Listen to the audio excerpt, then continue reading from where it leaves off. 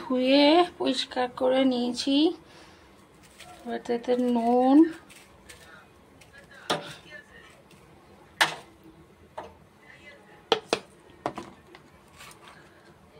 হলুদ,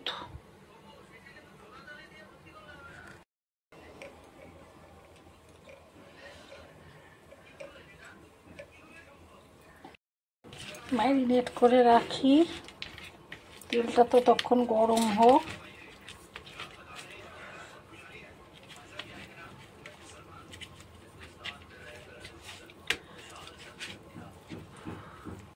তেলটা হয়ে গেছে। এই তীব্র গরমের দিনে সামনে জামাই ষষ্ঠী আসছে না, সেই কথা চিন্তা করে একটু হালকা একটু পাতলা করব। মাছটা দিয়ে দিচ্ছি, ভেজে নেব।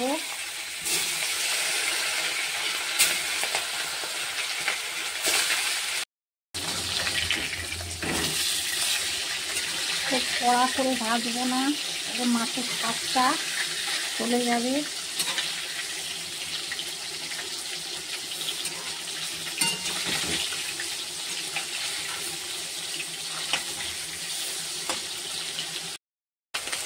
মাছটা ভাজা হয়ে গেছে, এবার তুলে নেব।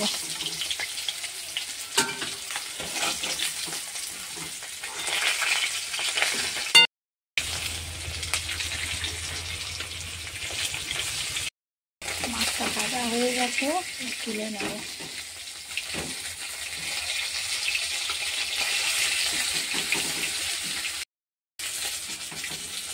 শুকনো পাতলা করে কেটে রেখেছি, একটু হলুদ মাখিয়ে এগুলো ভালো করে আর ভেজে নেব।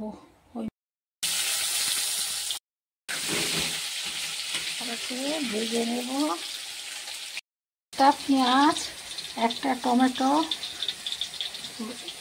আদা আর দু কোয়া চার, এই 10 কোয়া, ছোটো ছোটো কোয়া বলে, একদম ছোট্ট বলে, ওই জন্য এই 10 কোয়ার মতো রসুন দিয়েছি। এগুলো সব আমি এবার বেটে নেব শিলে।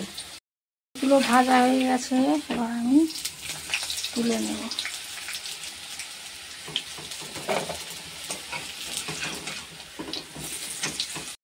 তেলে একটা দারচিনি, 2টো এলাচ, আস্ত জিরে, তেজপাতা একটা, এগুলো করে দিলাম। আর মশলাটা যতক্ষণ না গন্ধটা না দিলাম। আদা, রসুন, টমেটো আর পেঁয়াজ একসঙ্গে বেটে নিয়েছি। অল্প করে জল দিলাম, নাহলে তেতো হয়ে যাবে।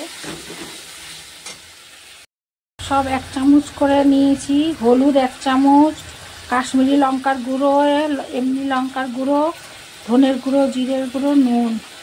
একটু জল দিয়ে মশলাটা গুলে ওর মধ্যে দেব।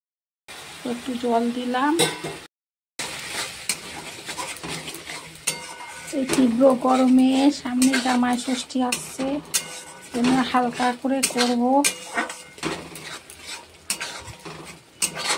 গরমে যাতে খেয়ে না অসুস্থ না হয়ে যায়, সবার কথা চিন্তা করে এই রান্নাটা করব। মশলাটা ভালো করে কষে নেব। যতক্ষণ মশলার গন্ধটা না যায় ততক্ষণ অবধি কষে নেব।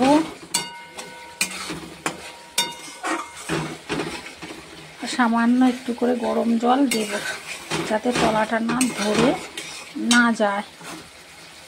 একটু করে গরম জল সামান্য একটু করে দেব। এই তরকারির টেস্টটা হবে ভালো, স্বাদ হবে খুব সুন্দর।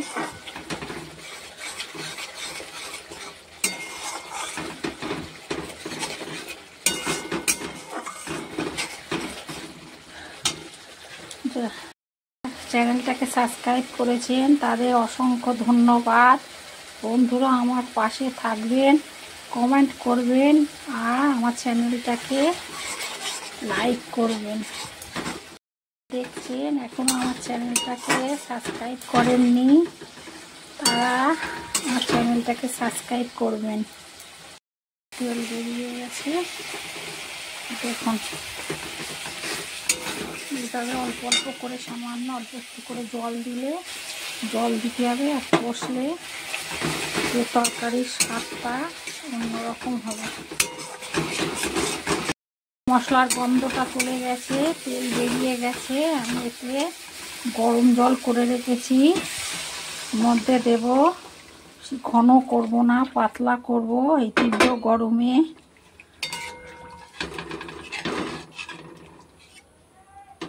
ঝোলটা ফুটে উঠেছে, আমি ভাজা আলুগুলো এবার দিয়ে দেব, দিয়ে ঢাকা দিয়ে দেব।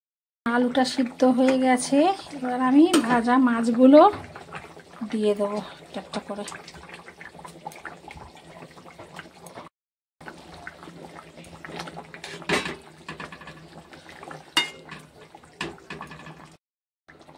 মাছের ঝোলটা পাতলা হয়ে গেছে। লাগলে চ্যানেলটাকে লাইক সাবস্ক্রাইব করবেন, কেমন লাগলো জানাবেন।